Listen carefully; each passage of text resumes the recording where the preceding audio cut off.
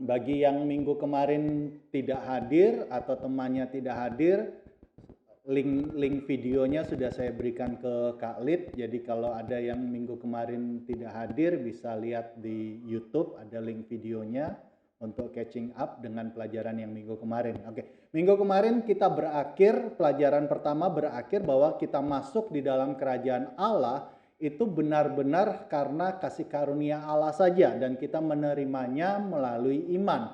Itu sama sekali bukan hasil usaha kita dan tidak ada alasan untuk kita bermegah karenanya. Dan pada pelajaran pertama minggu yang lalu saya sudah menekankan bahwa sebenarnya kerajaan Allah itu bukan berbicara mengenai kerajaan secara fisik. Karena kerajaan Allah sebenarnya berbicara tentang sebuah situasi, bisa juga sebuah wilayah, bisa juga sebuah keadaan di mana wewenang otoritas Allah itu termanifestasi sepenuhnya otoritas Allah itu dinyatakan sepenuhnya, Allah berkuasa sepenuhnya pada situasi, kondisi, wilayah pada saat itu, maka dimanapun kuasa Allah itu dinyatakan, otoritas Allah itu dinyatakan, disitulah kerajaan Allah hadir. Dan pelajaran yang kedua hari ini kita buka dengan ayat dari Lukas 17 ayat 21. Ayat ini dalam bahasa Indonesia dikatakan bahwa kalau ada yang berkata kerajaan Allah ada di sana, ada di sini, ada di sana, maka kita tidak perlu bingung. Satu statement yang kuat dari Tuhan Yesus, Lukas 17 ayat 21 dikatakan bahwa kerajaan Allah, the kingdom of heaven, sebenarnya ada di dalammu gitu ya. Kerajaan Allah ada di dalam saya, ada di dalam kita. Jadi sebuah penekanan yang lebih dalam lagi bahwa ketika kita mengalami kelahiran baru, bahwa kerajaan Allah itu sebenarnya bukan hanya berbicara manifestasi eksternal, tetapi kerajaan Allah itu berada di dalam kita. Artinya kemanapun kita berada, kemanapun kita pergi, kita akan selalu membawa kerajaan Allah. Makanya saya katakan bahwa setiap dari kita setelah kita mengalami kelahiran baru, maka kita menjadi duta-duta besar kerajaan Allah, menjadi agen kerajaan Allah dengan satu tujuan, yaitu mendatangkan seperti doa Bapa kami, datanglah kerajaanmu di atas bumi seperti di dalam surga. Menyatakan kerajaan Allah di muka bumi ini sama seperti Allah memerintah di dalam kerajaannya di surga. Nah, hari ini kita akan belajar tentang untuk topik yang pertama hidup dalam kerajaan Allah. Maka ketika kita hidup di dalam kerajaan Allah ada di dalam diri kita, maka tentunya namanya kerajaan pasti ada yang menjadi raja gitu ya. Ada yang berkuasa di dalam sebuah kerajaan. Nah, yang berkuasa di dalam kerajaan Allah adalah Yesus Kristus yang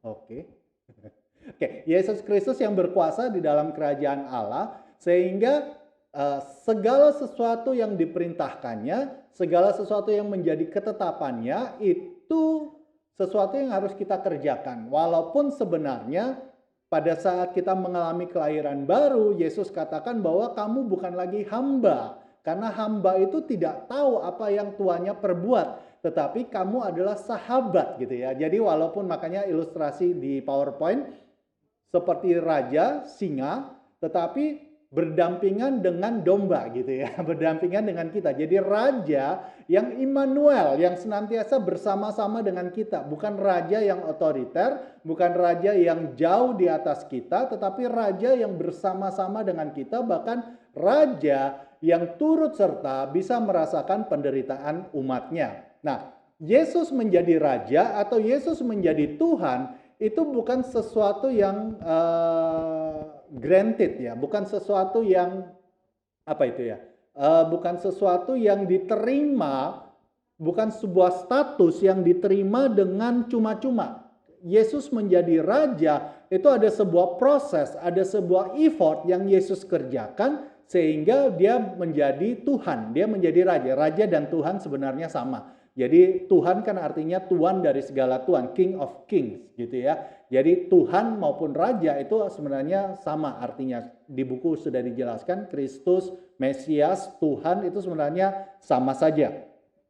Nah, Yesus menjadi Tuhan ketika dia lahir di Bethlehem, itu tidak serta-merta dia menjadi Tuhan. Makanya ada orang yang mengatakan bahwa Allah dan Tuhan itu berbeda. Ya, Allah dan Tuhan memang berbeda. Kalau kita katakan Tuhan, tolong kecilkan suaranya. Kalau kita katakan Tuhan itu lebih seperti gelar. Misalnya Jokowi itu seorang manusia, tetapi ketika dia dilantik baru dia menjadi seorang presiden. Nah sama, Yesus sebenarnya bukan Yesus, tapi Logos itu adalah Allah. Nah ketika Logos ini berinkarnasi, menjelma, lebih tepat berinkarnasi menjadi manusia, menjadi Yesus, kemudian dia mengalami proses yang akan kita bahas sebentar lagi, dan kemudian pada akhirnya setelah proses ini berlalu semuanya, barulah dia menjadi Tuhan.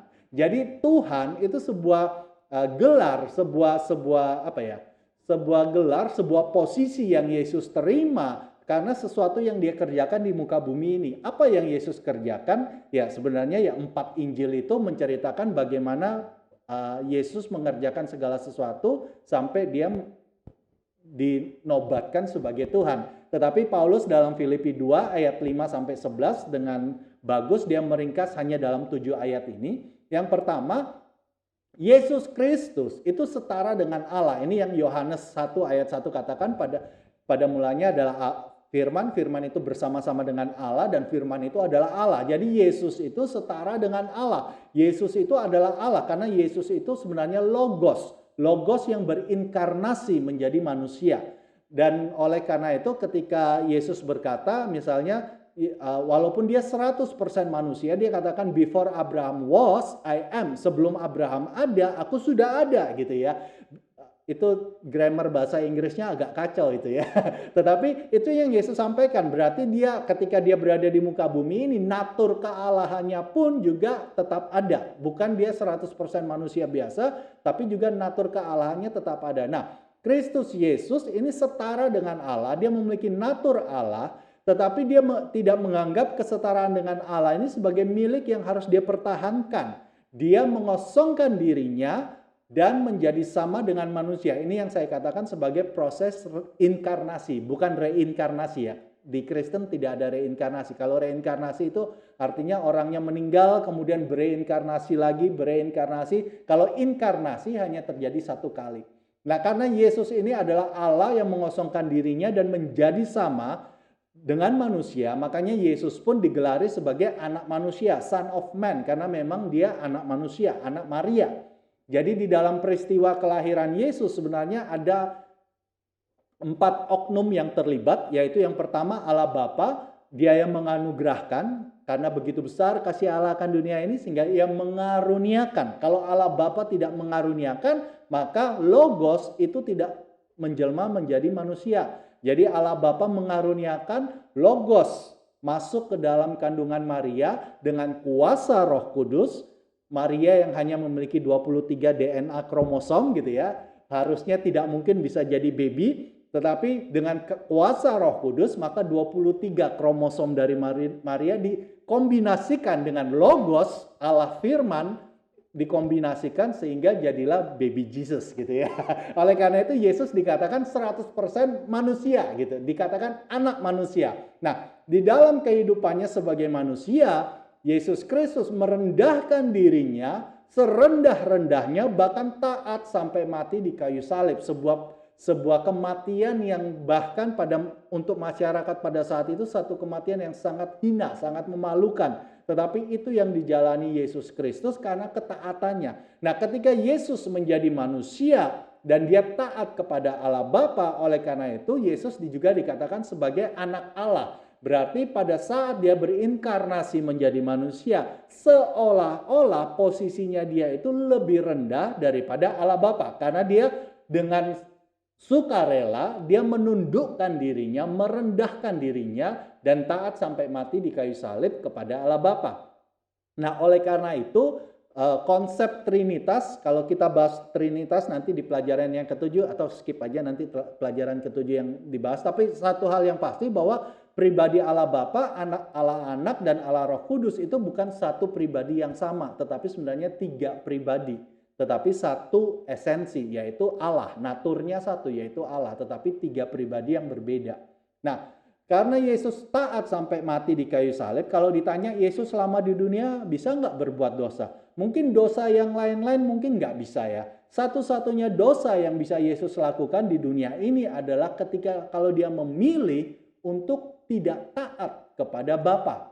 Jadi ketika misalnya dicobai oleh iblis di padang gurun, perintahkan batu ini menjadi roti. Bisa Yesus memerintahkan batu menjadi roti dengan kuasa Roh Kudus. Tetapi kalau itu bukan kehendak Allah Bapa dan Yesus melakukannya, maka itu sebuah dosa. Jadi dosa, satu-satunya dosa yang mungkin Yesus lakukan adalah ketika dia menggunakan otoritasnya tanpa menundukkan dirinya kepada kehendak Bapa. Itu adalah sebuah dosa ketika Yesus berada di dunia ini. Satu-satunya dosa yang mungkin Yesus lakukan.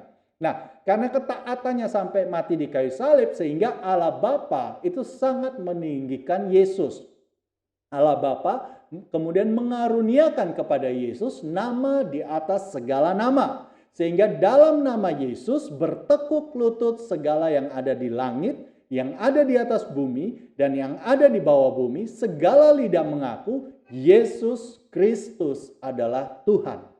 Jadi proses Yesus itu menjadi Tuhan itu adalah proses yang panjang dan ada harga yang mahal yang Yesus bayar untuk sampai dia menjadi Tuhan. Makanya kemarin saya katakan bahwa ketika Yesus berinkarnasi, contoh yang saya pakai kemarin, dia menjadi warga negara tersebut, kemudian dia berproses dari warga negara sampai akhirnya menjadi presiden negara tersebut. Jadi Yesus ini dengan berproses dalam berinkarnasi di dunia ini, dia taat kepada Bapa sampai akhirnya dia menaklukkan penguasa dunia ini yaitu iblis. Dia melucuti iblis, merebut kekuasaan dunia ini dari tangan iblis, dan kemudian Allah memberikan kepada Yesus sebuah posisi, sebuah gelar sebagai Tuhan, penguasa tunggal atas langit dan bumi. Makanya kemarin saya katakan di dalam Yesus, di dalam kematian, di dalam kebangkitan Yesuslah maka surga dan bumi yang dulunya terpisah, terkoyakkan karena dosa menjadi satu kembali. Oleh karena itu kita tidak menjadi orang Kristen yang berusaha melarikan diri dari dunia ini, tapi justru kita menjadi orang Kristen yang mendatangkan surga ke dalam dunia ini. Sebenarnya itu misi yang sama yang Tuhan berikan ketika Adam dan Hawa. Jadi sebenarnya misi Allah dari kejadian 1, dari kejadian 2, itu sampai wahyu, sampai hari ini itu tidak pernah berubah. Selalu membawa kerajaan Allah itu nyata di muka bumi ini. Itu adalah misi yang dibawa. Makanya wahyu terakhir nanti di pelajaran 12 kita bahas. Ingat pada wahyu yang terakhir ketika itu maka ada Yerusalem baru yang turun dari surga ke bumi. Jadi sampai di wahyu pun tetap concern utama, kepedulian utama Tuhan adalah bumi.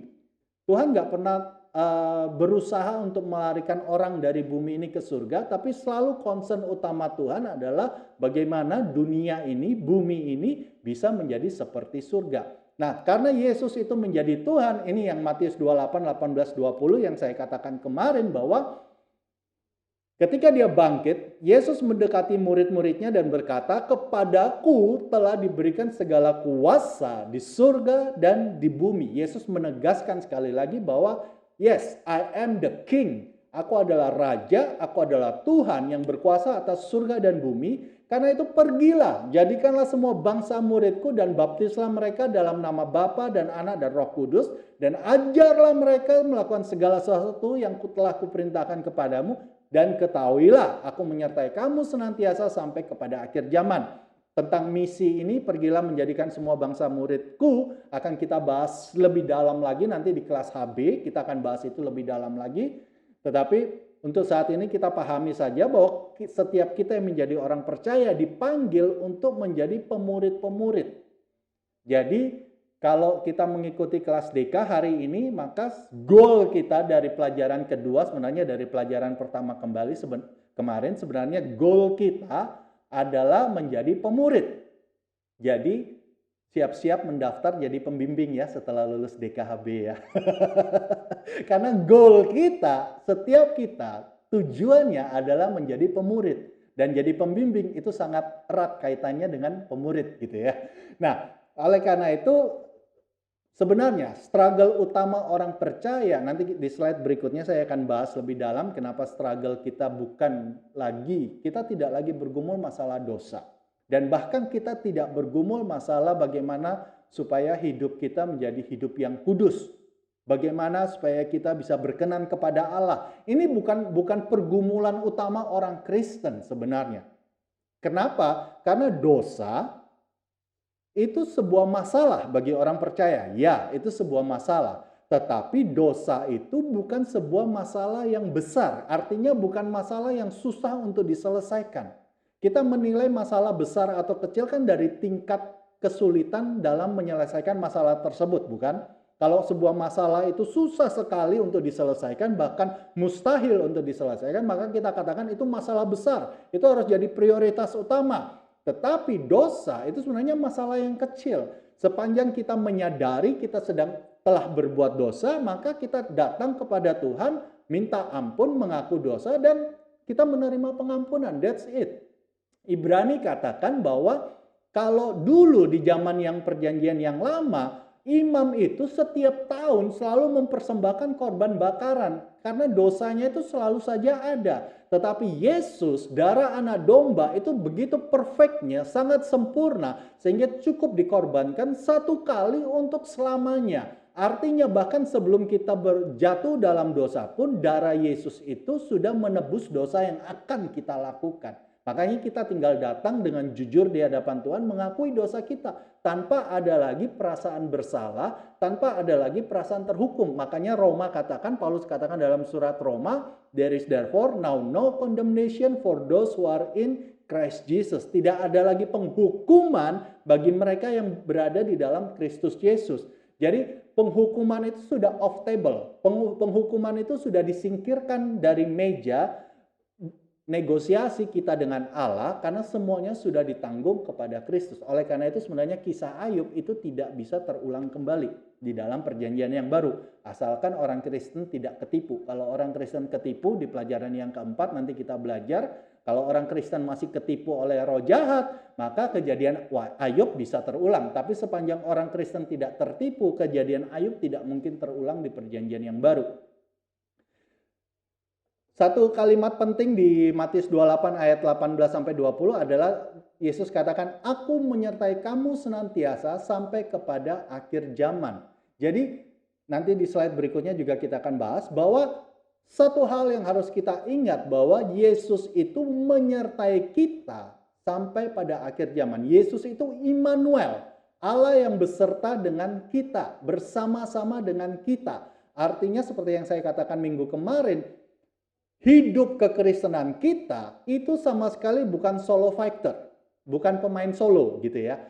Hidup kekristenan kita itu selalu berpartner, selalu berdampingan dengan Allah, selalu berdampingan dengan Roh Kudus, bahkan selalu berdampingan dengan Yesus. Kita tidak pernah sendiri di dalam menjalani hidup kekristenan ini. Segala pergumulan kita, bahkan pergumulan kedagingan kita, dosa kita, seluruhnya kita bergumul itu bersama-sama dengan Yesus. Oleh karena itu jangan pernah berpikir kalau kita mengalami satu permasalahan, satu problem di dalam kehidupan kita, jangan berpikir bahwa oh Allah mendatangkan ini untuk menguji imanku. No. Jangan membayangkan kekristenan itu, Allah itu, kalau membayangkan kekristenan, kadang orang membayangkan kekristenan itu seperti nonton Indonesian Idol gitu ya. Tahu ya Indonesian Idol ya. Seperti orang lagi nonton Indonesian Idol di mana Allah itu duduk di kursi juri dan kita itu adalah idol-idol yang perform di panggung gitu ya. Sehingga ketika kita menyanyi, setelah kita menyanyi, selesai kita perform di panggung, maka kita menunggu judgement dari Allah. Oke, nyanyianmu bagus, sempurna, nyanyianmu perlu dikoreksi ininya. Dan kita sering kali dalam kekristenan kita memposisikan diri kita dengan Allah itu seperti itu, seperti kontes Indonesian Idol. Padahal yang sebenarnya terjadi, Immanuel, Allah beserta dengan kita, artinya ketika kita mengikuti kontes itu, kita menyanyi di atas panggung bersama-sama dengan Allah. Performance kita ketika dinilai bagus, fales, jelek, bagus, itu adalah performance kita bersama-sama dengan Allah, bukan performance kita sendiri, tapi bersama-sama dengan Allah. Makanya Immanuel itu satu kata yang sangat kuat, yang sangat powerful di dalam kehidupan orang Kristen, tapi seringkali kita lupa ketika kita menjalani kekristenan kita. Banyak sekali orang Kristen lupa bahwa Allah itu Immanuel. Seringkali, ya ini kesedihan saya sih, banyak sekali orang Kristen yang mengalami pergumulan karena mereka merasa, oh aku harus menyenangkan hati Tuhan. Aduh Tuhan, aku ini jatuh dalam dosa lagi. Aku tidak layak sama Engkau. No, itu semua sudah selesai di kayu salib. Yesus sudah menyelesaikan itu semua. Dan semenjak kelahiran baru kita, Allah itu Immanuel. Dia itu sahabat kita, partner kerja kita. Jadi jangan memposisikan Allah berada pada meja juri. Itu akan melukai kekristenan kita. Nah, ini hal yang penting yang mau saya bahas berikutnya, hidup di dalam kerajaan Allah. Saya ingin membahas ini karena seringkali kalau kita tidak benar-benar memahami esensi manusia ini, kadang kekristenan itu sangat dangkal. Kenapa dangkal? Karena kadang sering ya orang tanya ya, kalau ini dosa enggak ya? Kalau ini Tuhan marah enggak ya? Boleh enggak ya? Seringkali orang Kristen bergumul di problema itu saja. Padahal sebenarnya kalau kita lihat pada ilustrasi di PowerPoint ini, itu hanyalah puncak gunung es saja. Jadi itu hanya bagian kecil yang muncul dari gunung es yang ditabrak oleh Titanic gitu ya. Titanic tidak tahu kalau di bawah itu ada gunung es yang besar gitu ya. Nah, aspek manusia yang terlihat, jadi manusia itu kan ada tubuh, ada jiwa, ada roh. Nah, yang sering kali, yang memang yang paling gampang terlihat adalah aspek tubuh kita. Behavior kita, perilaku kita, itu sangat mudah terlihat. Tapi jangan lupa ini hanyalah puncak gunung es dan itu hanya sebagian kecil. Justru aspek terbesar dari manusia, jiwa dan rohnya itu sangat lebih tidak kelihatan. Nah, bagaimana kondisi orang yang belum percaya? Kondisi orang belum percaya pertama-tama tentunya berada di bawah kekuasaan roh jahat atau iblis. Sehingga roh manusianya itu dalam kondisi diperbudak, slave. Ini yang kemarin saya katakan sebagai natur dosa. Karena rohnya itu diperbudak oleh iblis, maka otomatis hati nurani yang dia miliki, Alkitab katakan hati nurani mereka jahat. Hati nurani mereka ternoda. Hati nurani itu perbatasan antara jiwa dan roh. Karena hati nurani itu tidak bisa dinalar, ya tahu, tidak bisa juga dirasakan secara emosional. Tapi hati nurani itu kita masih bisa menyadari eksistensinya, keberadaannya. Ketika kita merasa tidak sreg gitu ya, kita merasa tertuduh gitu ya. Itu kondisi hati nurani kita bisa merasakan, tapi itu seperti gerakan refleks. Kita nggak bisa mengontrolnya. Makanya saya katakan hati nurani ini separuh berada di roh, separuh berada di jiwa gitu ya. Jadi borderline, perbatasan. Nah, karena hati nuraninya ini sudah ternoda jahat, maka hati orang itu menjadi hati yang jahat. Motivasinya, sikapnya, pikirannya semuanya menjadi orang-orang yang menentang Allah, tidak mencari Allah. Ini yang Roma katakan, tidak ada yang mencari Allah. Semua manusia sudah menjadi jahat, mereka sudah kehilangan kemuliaan Allah. Jadi hati mereka itu menjadi hati yang menentang Allah. Oleh karena itu maka wujud ekspresi perbuatannya adalah baik, jahat, benar, salah, dosa, tidak dosa. Kalau kita dengar kata baik jahat, maka sebenarnya kalau kita tarik mundur ke kejadian, kita ingat bahwa sebenarnya ini merujuk kepada buah yang dimakan oleh Hawa, buah pengetahuan yang baik dan yang jahat, ya kan? Nah, jadi sebenarnya buah pengetahuan yang baik dan yang jahat, kita tahu bahwa efek dari makan buah itu adalah mendatangkan kematian, membuat orang justru jatuh di dalam dosa. Makanya Paulus katakan bahwa hukum Taurat itu suci, hukum Taurat itu kudus, tetapi aku ini terjual di bawah kuasa dosa, sehingga hukum yang kudus, hukum yang suci itu aku tidak mampu melakukannya. Justru karena aku tahu hukum Taurat itu baik, jahat, benar, salah, dosa, tidak dosa, membuat aku semakin dalam jatuh di dalam dosa. Karena kalau hukum tidak berkata jangan mencuri, aku tidak tahu bahwa mencuri itu dosa. Tapi karena aku tahu mencuri itu dosa, maka aku memiliki tendensi untuk semakin hari semakin mencuri, semakin hari semakin berbohong.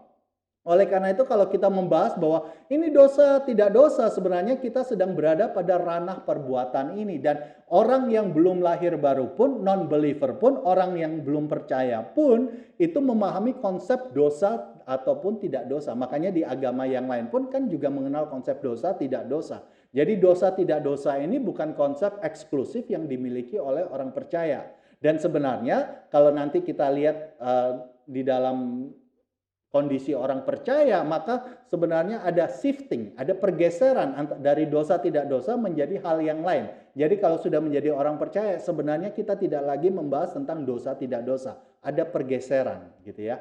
Nah, bagi orang percaya, yang pertama dan yang utama itu akarnya itu selalu dari Roh Kudus. Roh Kudus yang melahirkan kita. Nah, karena Roh Kudus yang melahirkan kita, maka roh kita, roh manusia itu berdayakan, empowered, di-energize, dimampukan oleh kuasa Roh Kudus. Roh manusia ini dilahirkan baru. Jadi ketika mengalami kelahiran baru, yang langsung pada saat itu dilahirkan kembali menjadi baru sepenuhnya adalah roh kita. Roh manusia itu dilahirkan baru sepenuhnya. Nah, karena roh ini sudah dilahirkan baru sepenuhnya, secara perlahan-lahan roh yang dilahirkan baru ini mulai mempengaruhi hati nurani kita. Itu yang Alkitab katakan, hati nurani kita menjadi murni. Hati nurani kita menjadi baik. Hati nurani kita menjadi suci. Kita tidak lagi, tendensi hati nurani kita tidak lagi jahat. Mulai radar kita bahwa oh ini nggak boleh, oh ini boleh, oh ini kayaknya berkenan, oh ini kayaknya nggak berkenan bagi Tuhan. Nah, radarnya itu mulai muncul, kepekaan itu mulai muncul. Sebelumnya mungkin kita tidak terlalu care dengan hal-hal seperti itu. Nah, ketika hati nuraninya ini sudah diperbaharui, maka berikutnya Roh Kudus di dalam diri kita mulai memproses hati kita, jiwa kita, motivasi kita, pikiran kita, sikap kita, itu mulai diproses dan pada akhirnya terekspresikan di dalam perbuatan kita. Nah, bagi orang percaya sebenarnya yang Alkitab katakan bahwa Paulus katakan bahwa bagi orang percaya itu sebenarnya bukan lagi masalah dosa tidak dosa. Tapi pertanyaannya apakah perbuatan yang kita lakukan ini berguna atau sia-sia?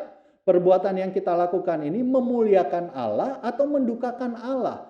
Jadi sebenarnya dosa atau tidak dosa itu bukan konsep di dalam orang yang sudah mengalami kelahiran baru. Karena kalau membahas dosa dan tidak dosa itu sudah tidak relevan. Karena kalau dosa pun so what gitu ya. Dosa pun ya kita tinggal minta ampun, datang kepada Tuhan, bertobat, minta ampun, mengaku dosa kita, selesai.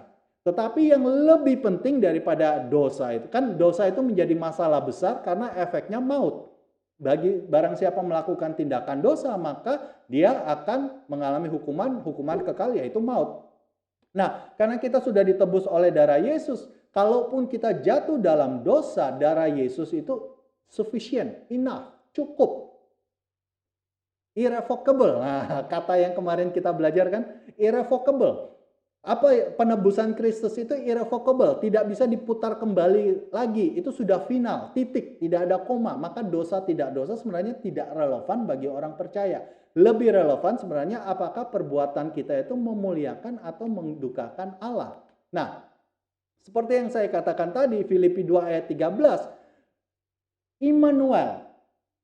Paulus pada jemaat Filipi, Paulus menulis gini, karena Allah lah yang mengerjakan di dalam kamu baik kemauan maupun pekerjaan menurut kerelaannya, atau terjemahan yang lain, baik kemauan maupun pekerjaan yang menyenangkan hatinya gitu ya. Jadi sebenarnya Allah lah, makanya saya katakan Immanuel itu konsep yang sangat penting. Kita dengan Allah itu bersinergi. Nah, bahasa Indonesianya itu. Kita bersinergi dengan Allah. Allah lah yang mengerjakan di dalam kita sebenarnya, baik itu kemauan maupun tindakan-tindakan nyata untuk menyenangkan hati Tuhan, itu ada intervensi Allah di dalam hati kita.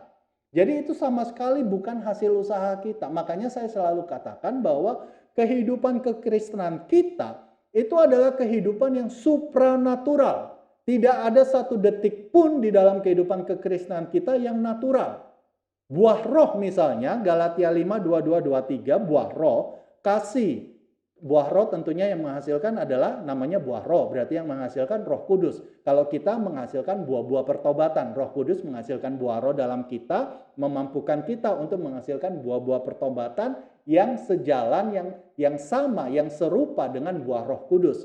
Nah, kasih, kebaikan, damai sejahtera, sukacita, satu sisi Alkitab katakan itu buah roh. Tetapi pada saat yang sama, kasih, sukacita, kebaikan, kemurahan, penguasaan diri, ini pun bisa menjadi perbuatan daging.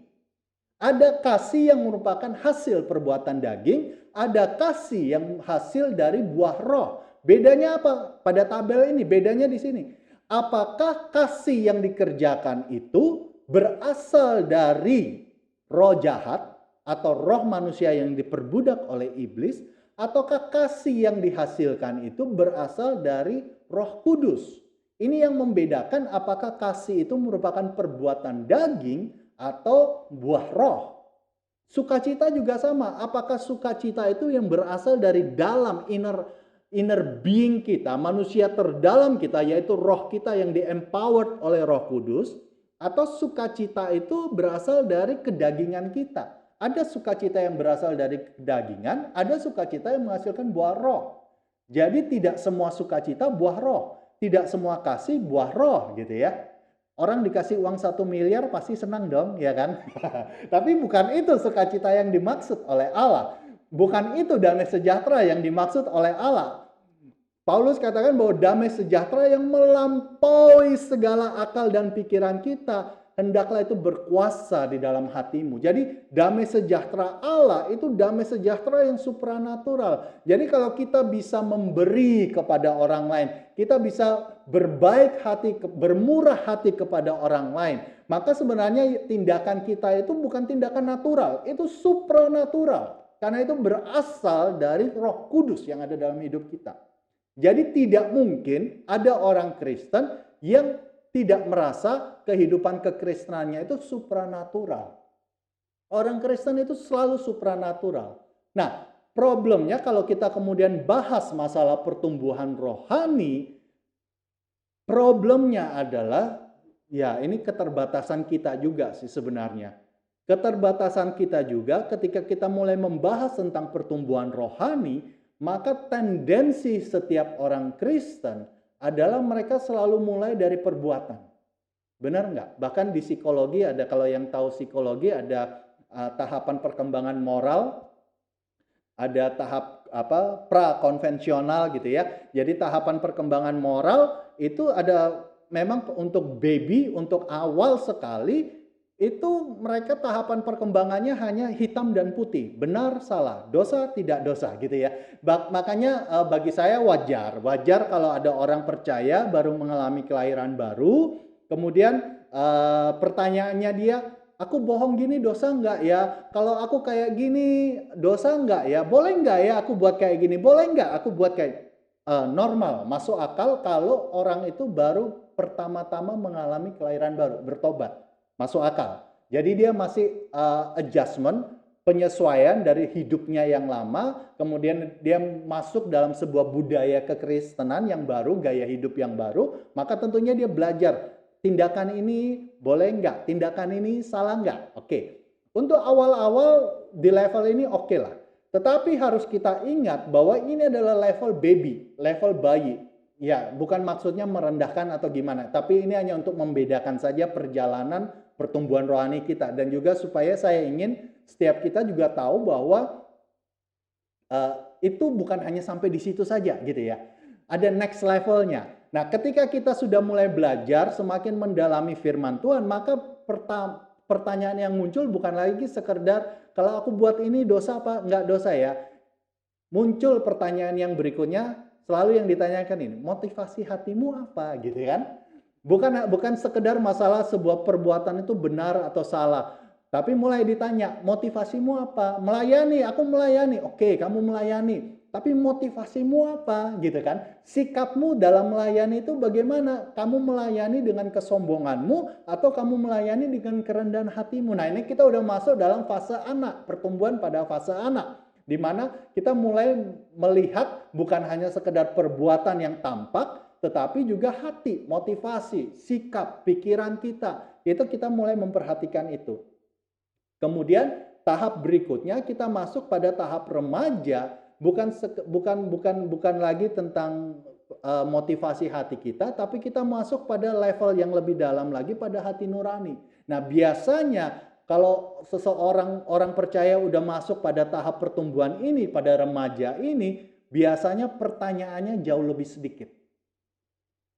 Pertanyaannya jauh lebih sedikit. Karena pada hati nurani ini, pada level ini, itu sudah bukan lagi pada level jiwa. Sehingga itu agak susah untuk bertanya kepada orang lain. Pada tahap ini biasanya orang percaya itu lebih banyak kontemplasi, berdiam diri, merenungkan firman Tuhan, bergumul pribadi dengan Allah, dengan Roh Kudus, mencari pewahyuan dari Roh Kudus, hikmat dari Roh Kudus. Pada fase-fase ini biasanya orang percaya itu sudah mulai berhenti bertanya. Tetapi tetap saya dorong untuk sharingkan. Walaupun mungkin kita kalau minta advice kepada orang lain pada tahap ini, kita seringkali merasa tidak cocok dengan hati kita. Apa yang orang lain nasihatkan kepada kita, itu belum tentu cocok dengan hati nurani kita. It's okay. Tetapi pergumulanmu itu tetap sharingkan dengan orang lain, komunitas. Mengapa? Untuk mencegah supaya kita tidak jatuh di dalam kesombongan. Karena hati manusia itu sangat tricky. Hati manusia itu sangat mudah menipu kita gitu ya. Kita merasa kita sedang berjalan di jalan yang benar, tapi kalau kita tidak sharing, mungkin awalnya hanya melenceng 1 mili. Tapi ketika kita menempuh 10, 20, 100 km ke depan, simpangan 1 mili ini tambah lama tambah lebar. Kalau kita tidak sharing dengan orang lain, hati-hati. Kita bisa menyimpang terlalu jauh. Tapi kembali juga, sharingnya juga harus dengan orang yang selevel. Kalau kita di tahap remaja, kita sharing dengan orang Kristen yang masih bayi, di mana mereka fokusnya masih di level perbuatan, tentunya tidak cocok gitu ya. Loh, kamu itu dosa, perbuatanmu itu tidak menyenangkan hati Allah, ya nggak boleh gitu ya. Hitam dan putih, padahal sebenarnya tidak sesederhana itu kehidupan ini gitu ya. Seperti minggu lalu ada yang bertanya, kalau bohong untuk kebaikan gimana? Nah, kembali lagi, pada tahap hati nurani berbohong itu juga tidak sesederhana itu gitu ya. Tidak sesederhana itu. Saya kasih contoh kasus ya, contoh kasus. Kadang orang itu melihat kekristenan itu kalau di level perbuatan itu sangat sederhana gitu ya. Misalnya orang yang paling gampang, apalagi yang masih menganut pengajaran bahwa keselamatan itu bisa hilang. Sering saya kasih ilustrasi pertanyaan gini. Misalnya ada seorang Kristen nih, kepepet. Masih ada waktu ya. Orang Kristen kepepet nih. Kemudian begitu sangat kepepet, kemudian dia merampok bank. Merampok bank, ketika dalam proses perampokan dia entah gimana, tidak sengaja gimana membunuh orang di dalam, ada orang yang terbunuh di dalam bank itu, kemudian dia keluar dari bank, belum sempat bertobat, ketembak polisi, mati gitu ya. Masuk surga nggak orangnya? Pasti masuk neraka, ya kan? Baru melakukan dosa, udah ngerampok, membunuh, pasti masuk neraka gitu kan. Nah, kisah yang lain. Ada yang pernah jadi anak kos di sini? Di kos-kosan, baru nih selesai makan, ada selilitan gitu ya, ada makanan nyangkut di gigi gitu ya. Kemudian dia lihat ada tusuk gigi milik temannya. Ambillah dia tusuk gigi temannya, nggak ngomong sama temannya. Jalan 3 langkah kesandung, jatuh, mati orangnya. Masuk surga atau masuk neraka orang ini? Ya, pasti susah jawabnya kan. Kalau nyolong bank pasti masuk neraka. Tapi kalau nyolong tusuk gigi masa masuk neraka? Kebangetan deh kayaknya. Ya kayaknya masih masuk surga, ya separuh surga, separuh neraka mungkin. Nah, ini kalau di level perbuatan, kita akan mengalami kesulitan dalam menimbang-nimbang seperti ini. Tapi kalau di dalam level hati nurani, itu lebih berbicara tentang bagaimana tuntunan Roh Kudus di dalam hati kita. Saya tidak sedang mengafirmasi bahwa dosa itu sangat sah dan sangat boleh. Enggak. Kalau ditanya dosa boleh enggak? Jawaban saya sama seperti Paulus di dalam Roma. Sekali-kali tidak. Gitu ya.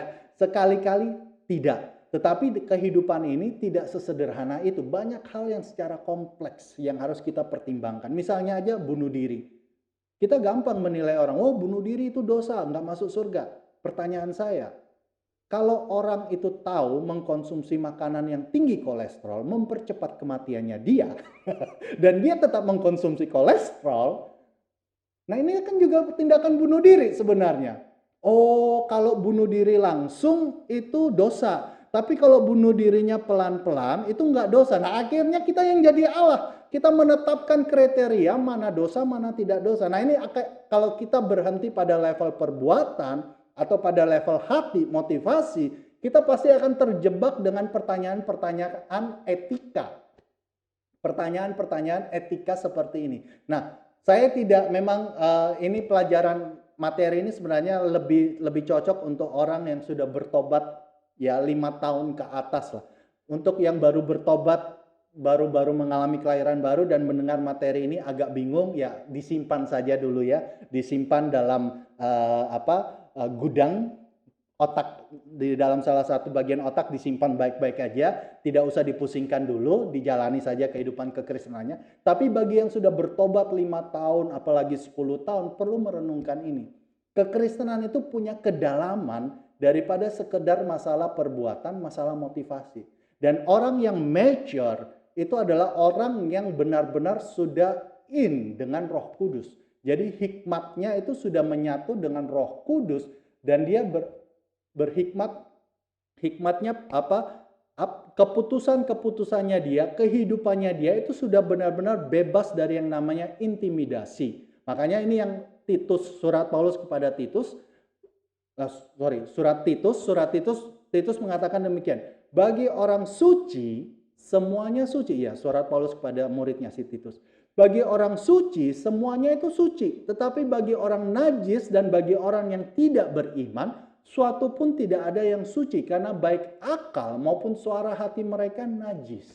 Jadi ini yang saya katakan bahwa sebenarnya di dalam kekristenan ketika kita semakin dalam dengan Roh Kudus, semakin dalam dengan Tuhan, kita sudah sebenarnya tidak terlalu pusing masalah dosa atau tidak dosa. Fokus utama kita sebenarnya pada pemuritan dan bagaimana kita memuliakan Tuhan. Dan memuliakan Tuhan itu tidak sama dengan melayani Tuhan. John Piper katakan the chief end of man is glorifying God by enjoying Him. Jadi memuliakan Tuhan, tingkat tertinggi dari memuliakan Tuhan adalah ketika kita benar-benar bisa menikmati relasi kita dengan Tuhan, itu kita sedang memuliakan Tuhan. Ini tingkat kedewasaan yang harusnya dimiliki oleh setiap orang percaya pada akhirnya. 1 Yohanes 2 ayat 27 sebenarnya ayat ini bukan sesuatu yang baru. Karena di Yehezkiel juga ketika dinubuatkan tentang kedatangan Yesus, hal yang sama juga Allah katakan bahwa sebab di dalam diri kamu tetap ada pengurapan yang telah kamu terima yaitu Roh Kudus daripadanya. Karena itu kamu tidak perlu diajar oleh orang lain. Tetapi sebagaimana pengurapannya mengajar kamu tentang segala sesuatu dan pengajarannya itu benar dan tidak dusta. Dan sebagaimana ia dahulu telah mengajar kamu, demikianlah hendaknya kamu tetap tinggal di dalam dia. Jadi level pertumbuhan rohani ketika kita berjalan bersama Tuhan semakin dalam dan semakin dalam, maka pada akhirnya sebenarnya kita tidak perlu lagi diajar oleh orang lain. Bahkan lebih tepatnya lagi, pengajaran orang lain bagi kita itu belum tentu cocok. Paham maksud saya?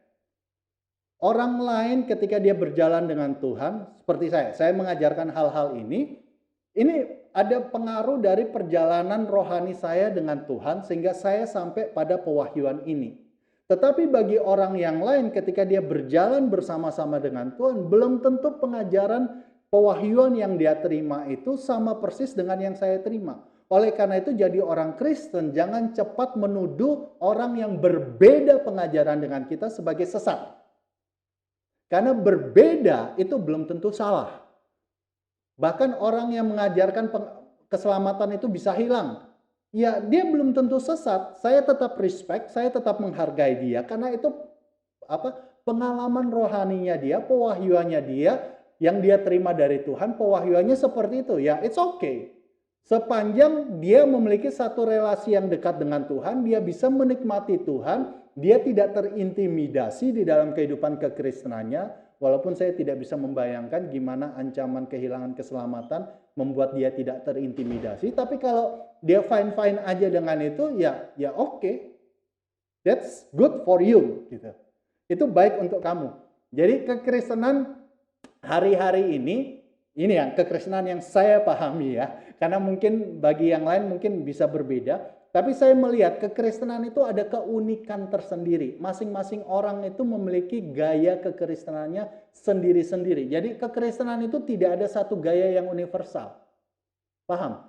Ketika kita membaca Alkitab, kalau kita merasa kekristenan itu harus universal, maka wanita itu tidak boleh mengepang rambutnya hari-hari ini, tidak boleh pakai perhiasan, karena standar universal Alkitab bahwa wanita itu tidak boleh mengepang rambutnya, tidak boleh menggunakan perhiasan, tapi hendaklah berhias diri dengan inner beauty-nya saja gitu ya. Nah, itu standarnya Alkitab. Nah, tapi kembali kita katakan kan, oh itu konteks pada masa itu. Pada masa sekarang konteks ayat itu tidak tepat diterapkan secara literal. Nah, makanya kekristenan ini pun perlu diinterpretasi kembali gitu ya.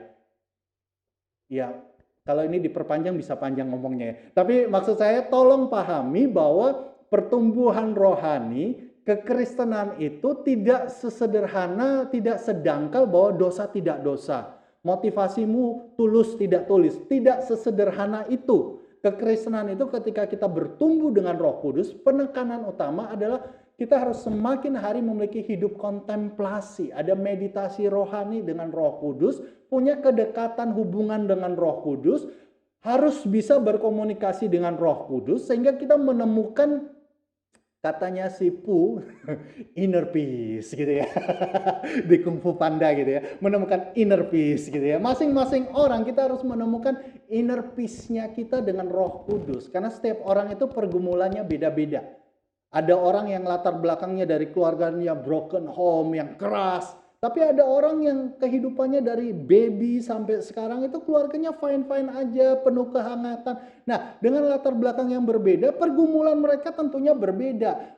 Pewahyuan tentang Roh Kudus, pewahyuan tentang Allah yang mereka terima itu juga berbeda. Makanya Daud katakan, kecaplah dan lihatlah betapa baiknya Tuhan itu. Kekristenan itu selalu dimulai dengan kecaplah, bukan lihatlah. Semua yang saya ajarkan dan mungkin nanti minggu-minggu ke depan diajarkan dalam kelas DK, ini masih pada fase lihatlah. Tetapi sampai titik di mana setiap dari kita mengecap, barulah kita benar-benar bisa mengalami kekristenan yang sesungguhnya. Percuma saya mengajarkan rasanya garam itu asin di tempat ini. Asin itu kayak apa?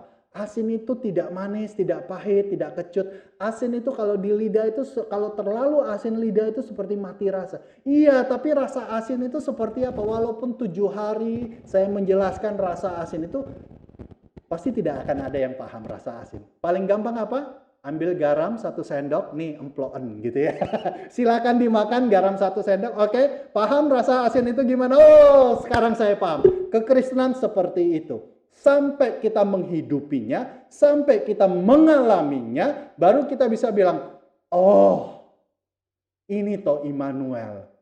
Oh, ini toh namanya memuridkan. Oh, ini toh kebaikan Tuhan. Makanya saya selalu katakan orang Kristen yang 10 tahun berjalan bersama Tuhan, ketika dia ngomong Tuhan itu baik, dengan orang Kristen yang baru bertobat dan dia katakan Tuhan itu baik, pernyataannya sama, tapi kedalamannya berbeda.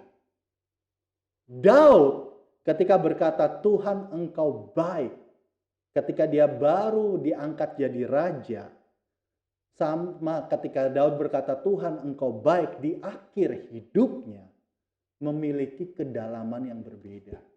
Jadi jadilah orang Kristen yang mengalami kekristenan. Jangan hanya menjadi orang Kristen yang tahu tentang kekristenan. Kekristenan itu sangat dalam dan tidak bisa dipelajari secara pengetahuan. Hanya bisa dialami.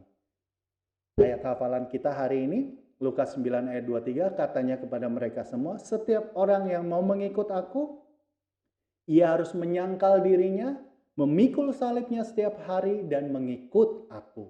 Ayat ini sama untuk semua orang, tetapi bagaimana kita menyangkal diri kita, bagaimana salib seperti apa yang saya pikul, setiap orang berbeda.